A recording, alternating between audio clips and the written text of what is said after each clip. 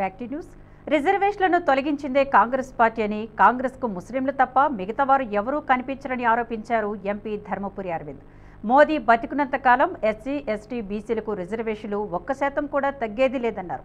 రాష్ట్రంలో యూనివర్సిటీలను మైనార్టీ స్టేటస్గా చేసి SC, ST, బీసీలకు చదువు లేకుండా కాంగ్రెస్ ప్రభుత్వం చేయాలని ప్రయత్నిస్తోందని ఆరోపించారు. కాంగ్రెస్కు ఓటు బ్యాంక్ రాజకీయం తప్ప ప్రజల బాగోగులు పట్టవని మండిపడ్డారు అరవింద్.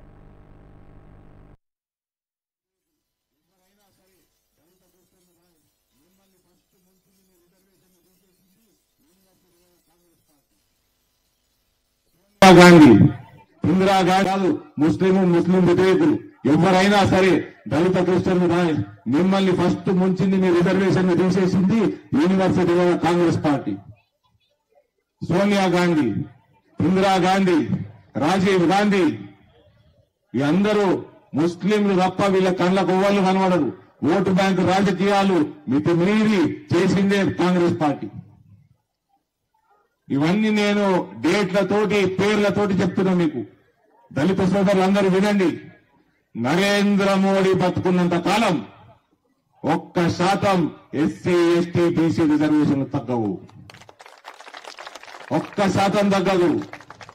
ఆయన ఇంకింత మన రెడ్డి సోదరులకి, మన ఆర్యవైశ్య సోదరులకి, మన బ్రాహ్మణ సోదరులకి, అగ్రవర్ణాలలో ఉన్న పేదల కోసం కూడా 10% రిజర్వేషన్ పెంచింది నరేంద్ర మోడీ.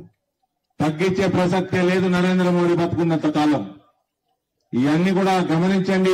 6 గ్యారంటీలతోటి వ్యతిరేకత బాగా వస్తున్నదని, ఇస్తలేరని మభ్యపెట్టనీకి కొత్త రిజర్వేషన్ పథకం తీసుకొస్తున్న రేవంత్ రెడ్డి ముఖ్యమంత్రిగా కొనసాగితే Osmania university, Hyderabad central university, Telangana university ఇవన్నిటి కూడా మైనారిటీ స్టేటస్ చేసి ఎస్సీ, ఎస్టీ, బీసీలకి చదువు లేకుండా చేస్తున్నాడు రేవంత్ రెడ్డి.